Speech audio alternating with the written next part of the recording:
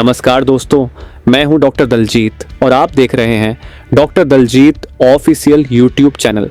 आज की इस वीडियो में हम टाइफाइड फीवर के बारे में बहुत ही डिटेल में बात करने वाले हैं।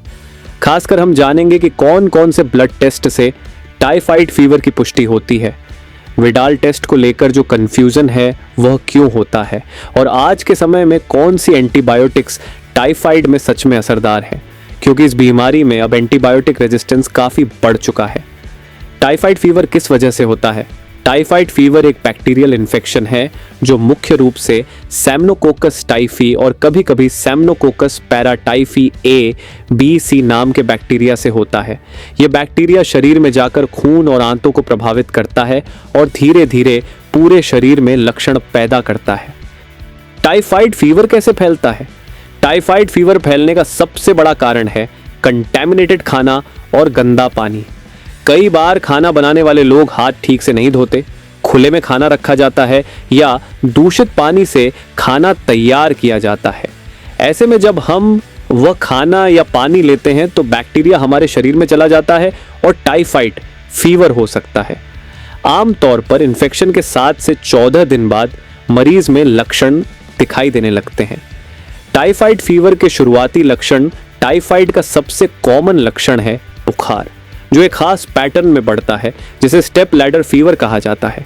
इसमें दिन भर बुखार धीरे धीरे बढ़ता रहता है और सुबह थोड़ा कम महसूस होता है। इसके अलावा मरीज को तेज थकान, भूख न लगना, सिर दर्द, खास तौर पर फ्रंटल हेडेक, हल्की सूखी खांसी, पेट में दर्द जैसे लक्षण महसूस हो सकते हैं। दूसरे और तीसरे हफ्ते के लक्षण, दूसरे हफ्ते में मरीज का पेट फूलने लगता है, दिल की धड़कन अपेक्षाकृत धीमी हो सकती है और लीवर स्प्लीन बढ़ सकते हैं। तीसरे हफ्ते में कुछ मरीजों को हरे रंग का पतला दस्त हो सकता है जिसे पिए सॉस डायरिया कहा जाता है। इस समय मरीज की भूख लगभग खत्म हो जाती है और वजन तेजी से घटने लगता है।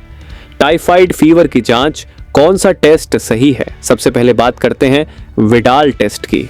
विडाल टेस्ट एक सस्ता और आसानी से उपलब्ध ब्लड टेस्ट है जो गांव कस्बों में भी किया जाता है। ये 2 प्रकार का होता है, स्लाइड टेस्ट और tube test. Tube test slide test की तुलना में ज्यादा भरोसेमंद माना जाता है। विडाल टेस्ट आमतौर पर बीमारी के 7 से 10 दिन बाद ही पॉजिटिव आता है।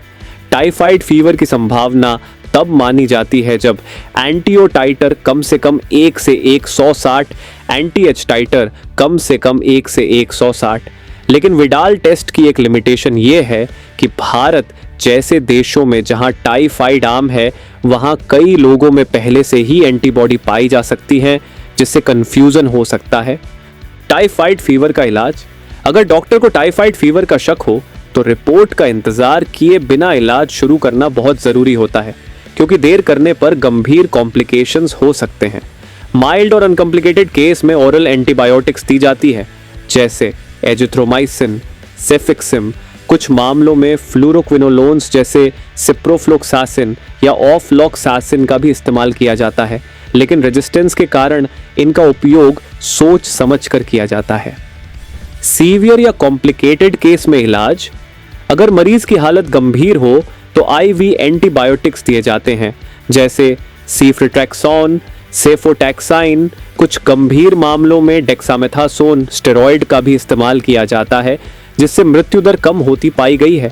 हालांकि इस पर अभी भी मेडिकल फील्ड में चर्चा जारी है। अगर आंत में छेद, इंटेस्टिनल पेरिफोरेशन हो जाए तो सर्जरी की जरूरत भी पड़ सकती है। टाइफाइड फीवर के दौरान डाइट और केयर का विशेष ध्यान रखना बहुत जरूरी होता है, क्योंकि इस बीमारी में पाचन तंत्र कमजोर हो जाता है और शरीर में पानी व इलेक्ट्रोलाइट्स की कमी जल्दी हो सकती है।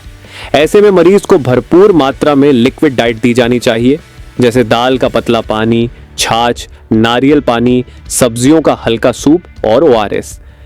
ये सभी चीजें शरीर को जरूरी पोषण देने के साथ साथ डिहाइड्रेशन से भी बचाती हैं।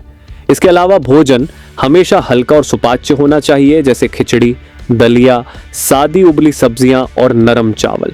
तला भुना, मसालेदार और बाहर का खाना पूरी तरह से अवॉइड करना चाहिए, ताकि आंतों पर ज्यादा दबाव न पड़े और मरीज जल्दी रिकवर कर सके। साथ ही हाइड्रेशन और इलेक्ट्रोलाइट बैलेंस बनाए रखना बेहद जरूरी है, क्योंकि तेज बुखार और कमजोरी की वजह से शरीर में नमक और पानी की कमी हो जाती है। टाइफाइड फीवर से बचाव की बात करें तो यह बीमारी ज्यादातर गंदे पानी और दूषित खाने के जरिए फैलती है, इसलिए साफ सफाई सबसे अहम है। हमेशा साफ और उबला हुआ पानी ही पीना चाहिए और खुले, बासी या सड़क किनारे मिलने वाले खाने से बचना चाहिए। खाने से पहले और शौच के बाद हाथों को साबुन से अच्छी तरह धोना एक छोटी सी आदत है जो टाइफाइड से बचाव में बहुत बड़ा रोल निभाती है। इसके अलावा टाइफाइड से बचाव के लिए वैक्सीन भी उपलब्ध है जिसे डॉक्टर की सलाह से लगवाया जा सकता है।